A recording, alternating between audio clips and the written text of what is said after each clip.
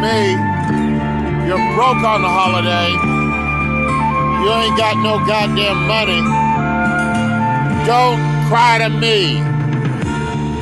Didn't I hear you cry this morning? Didn't I feel you weep? Don't fucking cry to me. Teardrops flowing down on me like rivers in my sleep. If you're on Brokeback Mountain, don't cry to me. And in my dream of laughter, you came creeping with your feet. I don't want to hear your sad story during the holiday. Telling me your sorrow in the tracings of your tears. Lose my motherfucking number. That's a strange way to tell me you love me. Well, When your sorrow is all I can see. If you just want to cry to somebody. Ah, say that again. Hold on, say that again. In the tracings I want to need to hear that again. Here it is. That's a strange way to tell me you love me. When your sorrow is all I can see. If you just want to cry to somebody, don't cry to me. No, don't cry to me. No. I don't want to hear you goddamn crying. No sad stories. Didn't I hear your voice this morning? Well, Didn't you call my name?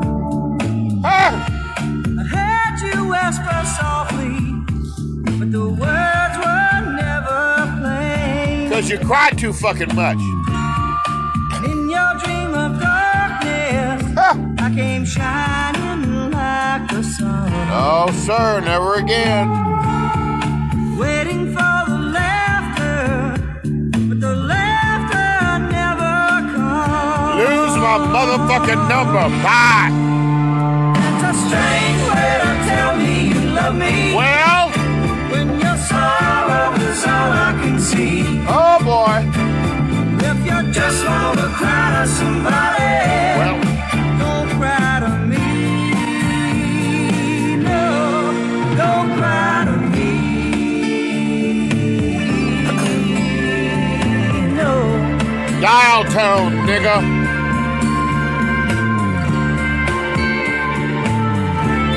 Don't send a text.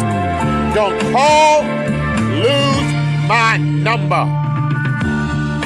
Didn't you feel alone this morning? Bye. Didn't you need a friend? Not this one. And in your darkest hour, you came running back again. That's a strange way to tell me you love me. Well, When your sorrow is all I can see. only on the fucking holiday. If you just want to cry to somebody, don't cry to me. No, don't cry to me. Don't cry to me. Don't cry to me. Well,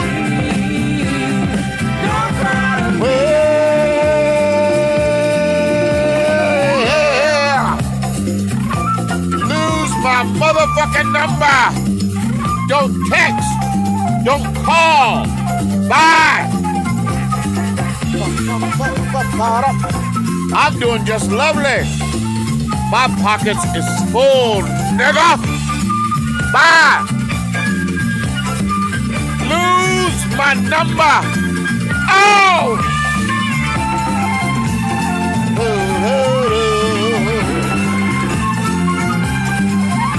I got money, bitch. That's a strange way to tell me you love me. Well, That's a strange way to tell me you love me. That's a strange way to tell me you love me.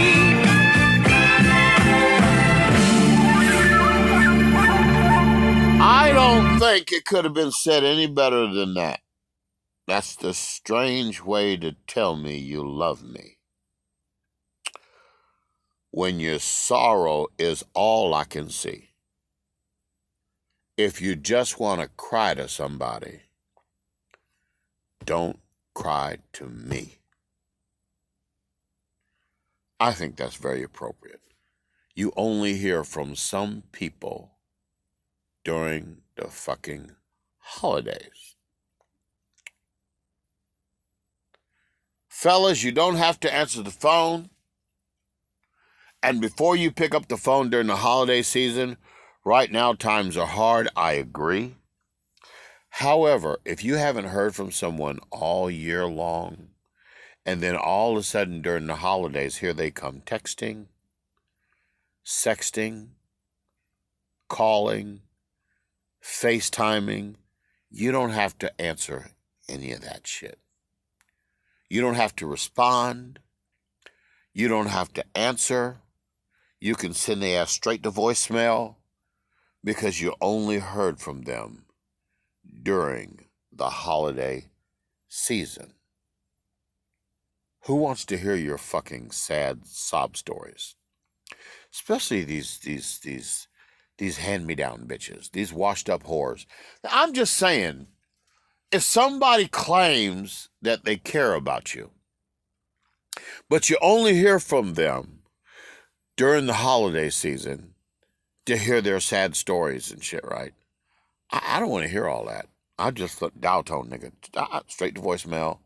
If that's the only time I hear from you, I don't want to hear nothing you have to say. Nothing. And that goes for preachers, women. It doesn't matter who it is, right? But I'm saying, if all I hear from you is when you need something, when you want something, just lose my fucking number. Just dial tone. There's a few people that I have just cut off this year. I just flat out just cut them off. I really say them. I only hear from this motherfucker when there's I only hear from this person when they want something, or when they need something, or when they hint that they want something, or a hint that they need something. And if I only hear from them during or before the holiday season, you have to let them hear the dial tone, or let them hear the voicemail. Or in my case, I have it, we're sorry, the number you have reached does not have a voicemail that is set up yet. That way they can't even leave a fucking voicemail. I'll just cut it all off. You can't even leave me a fucking... You can text me, and I'm not going to read the motherfucker. And if I do, all I'm going to do is just play Strange Way. Because it's a strange way to tell me you love me when your sorrow is all I can see. If you just want to cry to somebody, don't fucking cry to me. If anything, what you need to do instead of crying all the goddamn time, you need to start going to Amazon and buying one of these floor model freezers. They're huge. And you need to take a couple checks out of the year, just maybe one in May and one in August, then the entire paycheck, and just fill the motherfucker up with meat. That way when the holiday season gets here, you got 2 or 3 turkeys in there, 3 or 4 hams in there, whole hams, the whole goddamn ham. I don't know about some of y'all. Some of y'all claim to be so fucking Muslim. There's survival out here, right? And if you've never bought a whole beef brisket and actually cooked one, you don't know how much money you're saving until you've actually done it. And if you don't know what to do with a turkey after you cook it, you slice it off the bone, put it in a pan, put it in the freezer, save the broth that you cooked it in, put the broth in the freezer for a rainy day. If you got some rice and some of that broth, there's your flavor right there. Some of y'all don't know what to do. That is the problem. And I'm getting a little weary of the wealth transfer season, when people call and text during the holiday season expecting a wealth transfer from your pockets into their pockets. No, no, no, no. We are in a different era right now. Right now, the first thing a person should do is learn self-preservation. Self-preservation means you look out for you first. And one of the things in life you're going to have to learn, especially when you're young, is that you prepare for the rainy day when things are going well. Or during the early part of the year when you got an extra paycheck, you don't go buying ridiculous shit. You take at least two paychecks out of the year and you fill something like this up. A freezer. This freezer costs what, $700? $699, 14 cubic feet. Or you can get the big one, 832, 17 feet. This is a horizontal floor model freezer. Horizontal. It is the best thing you can ever do. And it's what people used to do in the old days. They used to buy something bigger and they used to fill it up. And then when times got hard, they had all kind of shit in there. So I'm just telling you. And if you're the kind of person that thinks that that's too much money, if you think that $700 is a bad investment for your home, that means you have absolutely no ideology, no concept. You've never been taught about survival. And we're not talking about survival in these trucks. That's a whole different ball game. It's even a similar concept for surviving in a truck. But surviving in a home, if you don't have one of these, that's because you were never taught survival skills or you never even thought about survival skills. You wait until the holidays come up and then you panic because you're like, how can you pay your rent or your mortgage and your car note and buy all the shit you need for the holidays, all the food you need, the turkeys you need, all the dressing, all the things that you need for the holidays and the toys and all this other shit that comes with it. I'm just telling you, if you got children and you wait until the last minute, you just start calling this man and that, this ex-boyfriend and that ex-boyfriend, or this ex-friend or that ex-friend, or this baby daddy and that baby. If that's you, you're a really foolish person. Seriously, you are. And if you're a man that's fallen for it, you haven't woken up yet. At some point, you have to say, okay, you help people when you're younger. And then when you get a certain age and get older, you're like the people that you have helped have to survive on their own. And if they haven't learned how to survive on their own, well, it sucks to be you. Because by now you should look at the example that other people set. And you should take advantage of it. I'm serious. If you've ever dropped a whole paycheck to make somebody else happy, if you've never done that, you don't know what I'm talking about, right? Sometimes you do things from your heart. You're reaching out. You're helping people. You assist people. During the holiday, we care about family. We care about friends. We care about preachers and ministers' wives and all this types of shit, right? We care about people, right? But there comes a time when you're realizing, do they care about themselves? And more importantly, do they care about others? Are they getting the message? If someone's caring for them during the holiday season, when they're doing well, have they ever cared for someone else during the holiday season? Does that make sense? Because I'm starting to look at even my siblings, right? And what I've done for them when they were young, and I'm watching them now that they are in the middle-aged years.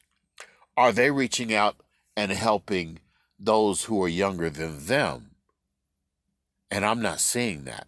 And I'm saying in my mind, they didn't get the message.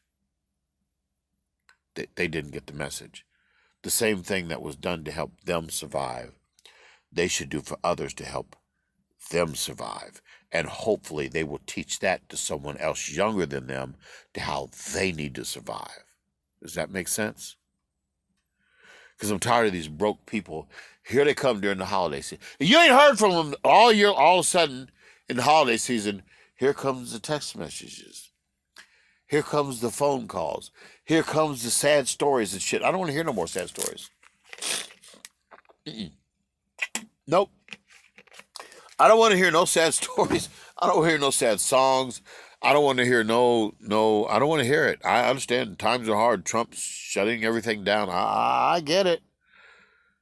I truly understand how hard times are.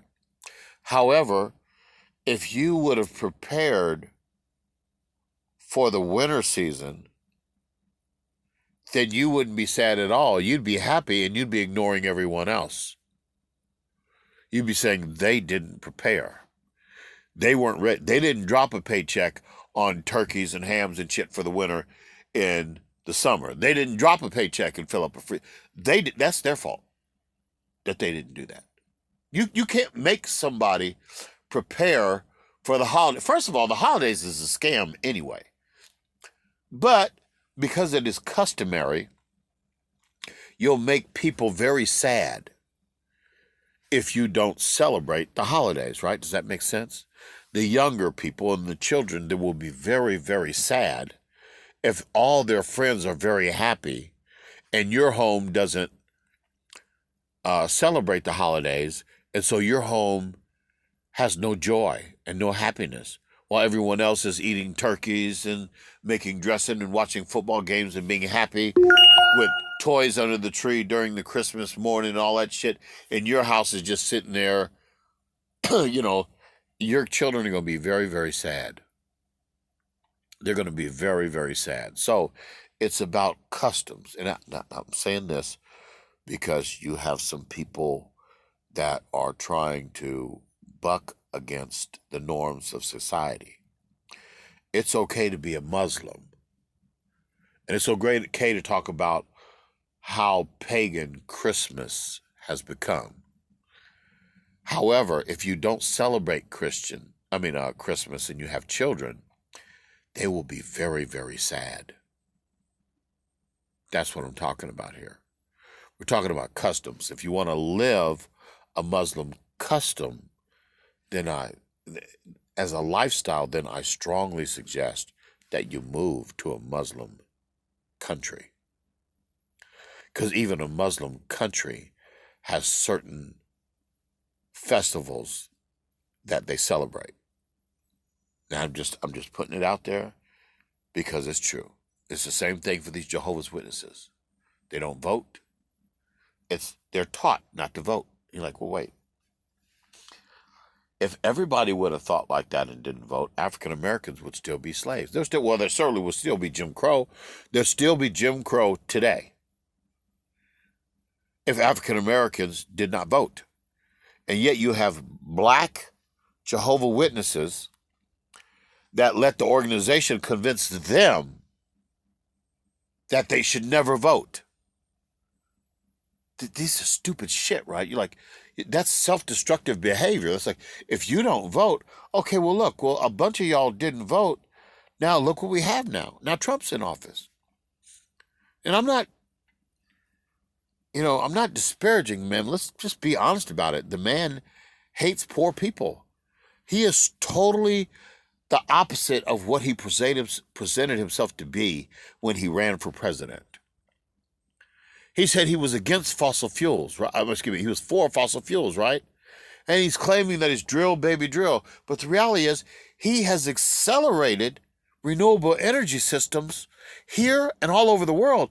And all over this country, they're building warehouses that are promoting autonomy. Now, if you don't know what autonomy is, it's like AI and warehouses that don't need humans, cars that don't need people, or don't need drivers. We're talking about a society that removes human labor from the equation. Trump has not only supported that, he has accelerated the machine.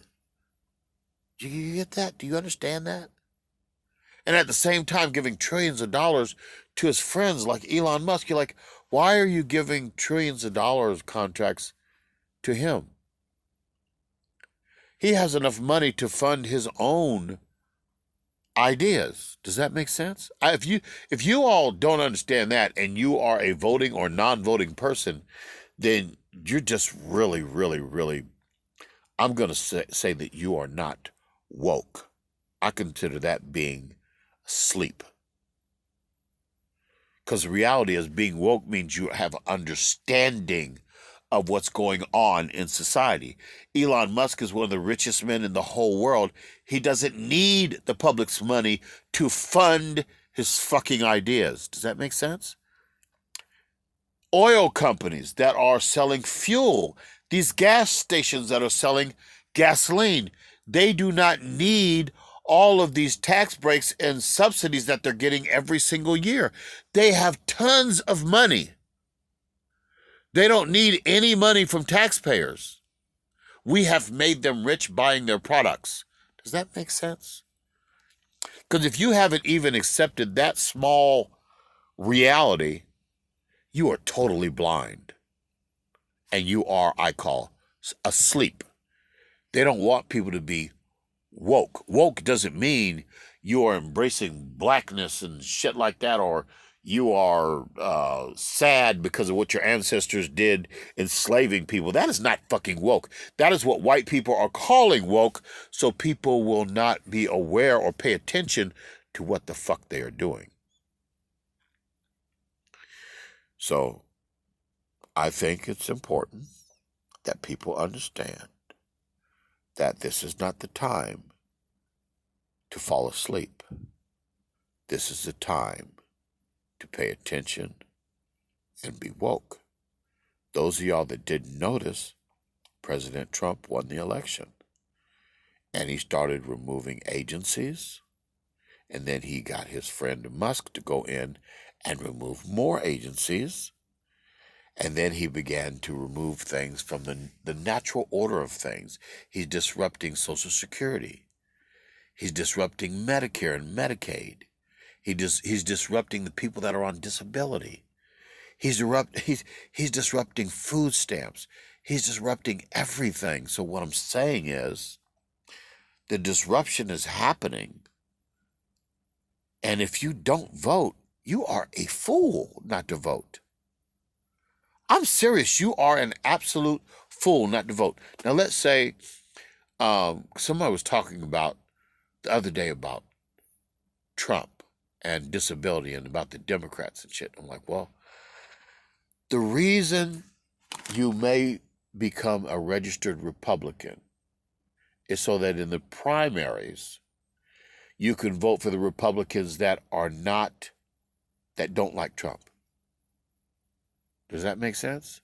Then in the general election, you vote for the Democrats.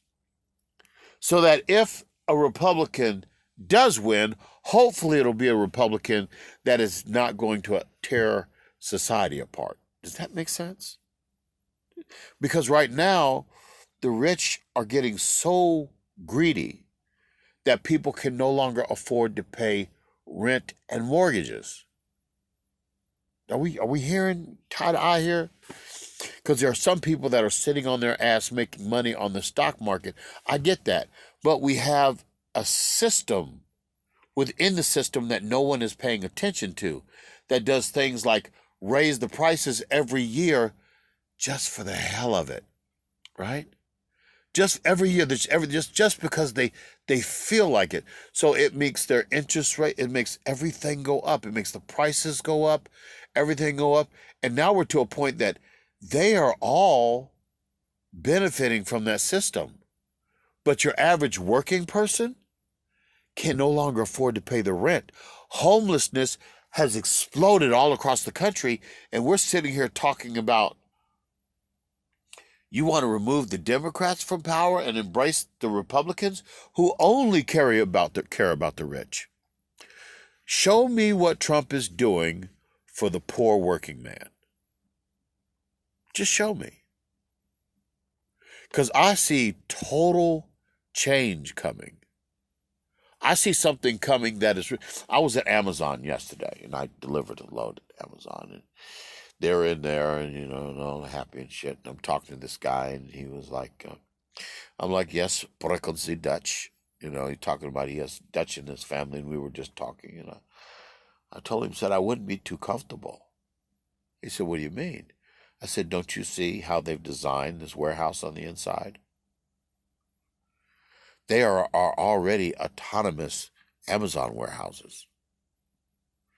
And little by little, they are making it where they need less and less people to run this facility. One of these days, you're going to look up, and your job, which is basically controlling who comes in and out, who gets in a door, they can remove your job just like that. When you check in at Amazon, you got all these cameras on you and everything, and everything. It's the check-in process. If you fail the check-in process, then they got one person that deals with you. They put you in the blue spot, and then they call you into the driver's lounge, and then the one person comes out and deals with you. But that person's job, if you really think about it, that person is expendable. They don't need that person because your numbers aren't right, or the person that's talking to you at Amazon doesn't speak good English. That means that person's going to be replaced too. It's by design. They keep continuously having complaints because the driver can't understand the Amazon representative that wants the delivery reference number. If you can't understand the type of English they're speaking, in my case it was Indian, it's Indian English. It was sloppy Indian English that I couldn't understand. Well, sooner or later, after so many thousands of complaints, they'll just remove that person. They don't need that person. So that's two people right there. I'm just, as few people that were in the warehouse in the first place, there are very few people in the warehouse I went to. It is not a stretch to say they can downsize even some more than that.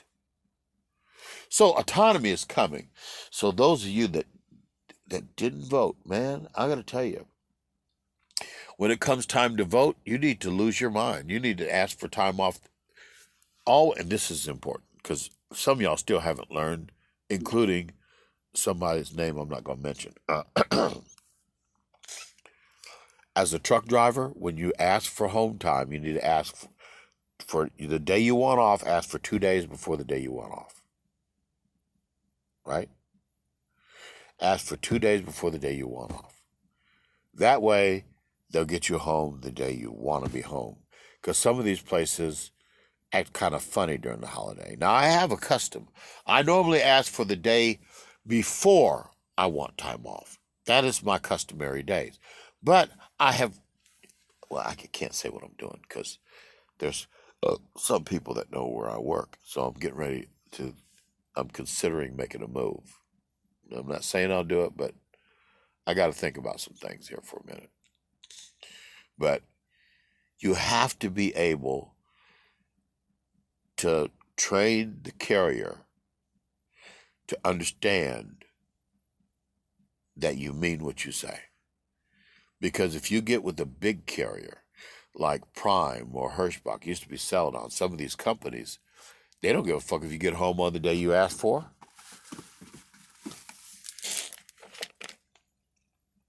I seen a driver pissed off day before yesterday, was so angry, because he asked for time off and they gave him a load in the opposite direction. And oh yeah, we're working on it. Don't worry, we're working on it. I told you we're working on it, right? And that type of shit, right? And what they'll do sometimes is give you a load because revenue is kind of short right now. They'll give you a load through where you live, right? That way, you got to keep going. After the holiday, you got to keep going. You got to keep going. You can't just laze around and quit and leave everything. Now they've got you by the balls because if you quit under a load, you're quitting under dispatch. You're abandoning the equipment. They can hit you with 3 or 4 things that can hurt your ability to be employable in the future. Does that make sense? Because if you haven't figured that out yet, some of y'all sitting around on Checkmate's Truck Community, I don't think some of y'all really understand some of the things that y'all are talking about. I really don't.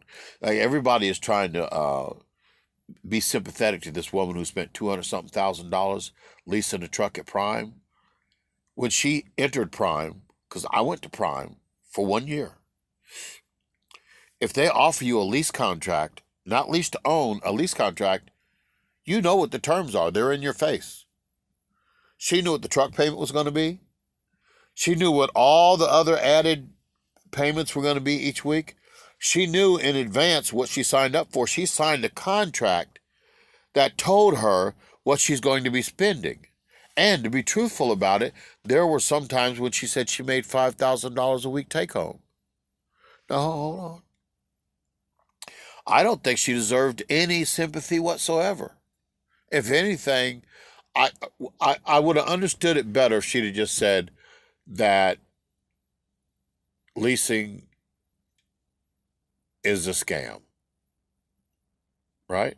I would have understood that. My argument would be, of course, leasing is not a scam because you're signing a contract. You know what you're signing up for. You're hoping that there will be freight. Now, if you sign a lease contract, this is the problem with leasing. If you sign a contract and there's no money, the freight's not paying enough money to pay your bills and that lease payment on that truck and save a little money for things like breakdowns. Well, shit, the maintenance fund can only pay so much. You're going to be ass out sometimes, right? So then the company, what they're going to do is they're going to offer you something called a loaner truck. See, she's leaving a whole lot of shit out. So she's talking, but she's leaving shit out of the lease game, right? What these companies will do, they will double pimp you. They'll say, yeah, your truck's going to be down for 2 weeks, but we can give you a loaner truck. So they'll fly you to the terminal or to a loaner truck, and you get in another truck, and you pay a little bit smaller payment for the loaner truck, but you'll still be able to pay for your lease payment on your regular truck. They double pimp you. So I'm saying the game has mutated. Look, leasing should be illegal. It should be illegal. But if the economy is like booming and jumping, leasing should still be illegal, because the way it is designed, it's not designed for the driver to really make a profit and be able to pay his taxes at the same time. It's designed for him to seem like he's making a bunch of money, but that extra money that he's making really is for taxes. And 98% of the drivers aren't thinking about the taxes. They're thinking about, oh, wow, I made $3,000 this week. Okay, you brought home $3,000 this week. How much of that was supposed to be set aside for taxes? $2,000? Let's keep it real now. You're paying taxes off the gross. You're not paying taxes off the net.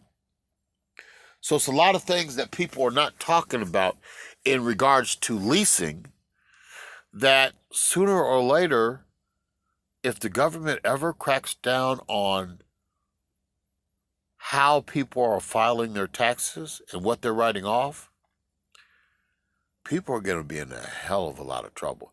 That's the one thing that the Trump administration has not tackled yet. And you better pray that that evil man does not get mad enough one day to say, I'll fix these motherfuckers.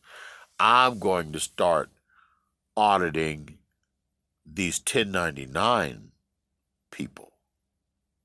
If they start auditing 1099 tax returns, there's a lot of people that are going to be in a lot of fucking trouble. I mean, a lot of fucking trouble. And nobody's really discussing that. Anyway, I don't want to darken anybody's heart on the holiday season except to say, this is the wealth transfer season, right?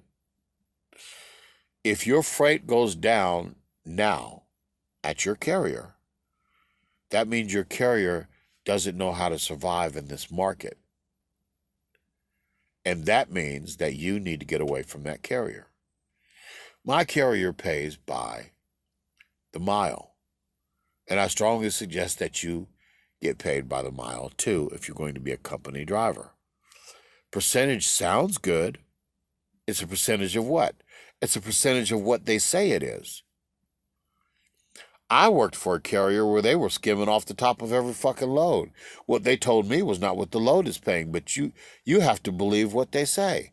If they say, here's the rate con, no, they give you a screenshot of some shit that they done created. This is just the game that they're playing, bro. Now, you can sugarcoat it all day long. I done heard about the 35%, this percent, that percent. If people would just be honest about it, it is better to get paid by the mile. And certainly in this environment, I don't care what anybody says. I don't care how many $2,500 checks somebody shows you. The first time somebody shows you a $2,500 take-home check that is leasing a truck, you need to ask immediately for the entire settlement.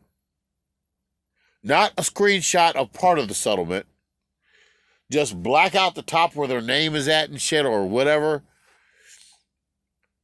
and make them send you the whole fucking settlement, not the bottom line. And you are going to be shocked by what that settlement probably shows. First of all, you have to pay taxes on the gross. Second of all, you need to make sure that the loads that they picked up were in that pay period and that one of them loads wasn't a bleed over from the previous week's pay period that didn't get in on time. You got to watch out for little bitty subtleties like that. And you got to make sure somebody's not being devilish where their fuel is not on the settlement. If their fuel purchases are not on the settlement, then you need to say, okay, how many miles did they drive? And figure out how much fuel did they estimate that they used. You need to do that because they're not going to tell you. Some of these people are lying about what they're or deceptive about their actual circumstances. Because in the end, the reality is there's a lot of people that are just wasting their time. They would have been better off as a company driver, having their taxes come out as they go as a W-2 driver. I know. Drivers don't want to hear that. A lot of y'all running around here with raggedy trucks ain't making no money. I know drivers that haven't filed taxes in 3, 4, 5 years, and they just praying that their world doesn't fall apart. I'm just telling you. Everybody's life is not roses. It's not as rosy as it seems. And a lot of these people that claim to be doing great are struggling right now. Or they're still running right now. Just think about that. If you're leasing a truck and you're still running, that means you couldn't afford to take off. Right? Does that make sense? If you see somebody right now that's leasing a truck, that's making videos in a truck right now because they're driving, that person could not stop working. They couldn't afford to stop working. You have to ask yourself the question, why? And especially if they don't pay rent anywhere, or they're living with a relative or a parent, if they can't stop, you got to ask yourself a whole lot of questions. Wait a minute, what's going on in this person's life? Because there's a lot of people bragging about shit that there's nothing to brag about. And some people have had opportunities that they had no idea how good the opportunity was. GP Transco. Do you know GP Transco is one of the best companies to work for in the entire world, not just the United States? If you can't make it there, or excuse me, if you didn't like that job, I don't know what the fuck you're looking for. Let's keep it 100 here. And if a person is making videos every day and they're still driving trucks every day, there's a whole lot more going on than you might want to think. Their whole lives probably fell apart. They probably really don't have a family life. Just think. Just really, really take time and just think. You got time to do that all day, every day, and you're looking at... Now, I'm not talking about the person that may have 2,000 views of video. I'm not talking about the Chase and Andrew Jacksons living with his parents, where their house went up for foreclosure a few years ago. I'm not talking about Chase and Andrew Jackson's situation, right? I'm talking about just, your average person that's just getting a couple hundred views for a video and they're making videos all the time. You got to ask yourself the question, that's what they're doing with their spare time when they finish driving trucks? Wait a minute. No, let's keep it 100. I'm not saying to once a week somebody like Nadia, Miss Nadia or someone. I'm not talking about them. She has a life. I'm talking about people that don't have any life. All their life is on social media, and they're not getting anything out of it, right? You really have to think about that for a minute, right?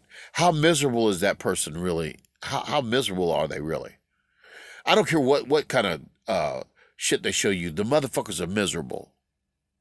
I'm I'm just gonna say it's got to be miserable, bro. It has to be miserable. So I'm not against the the drivers that want to be home every weekend, right?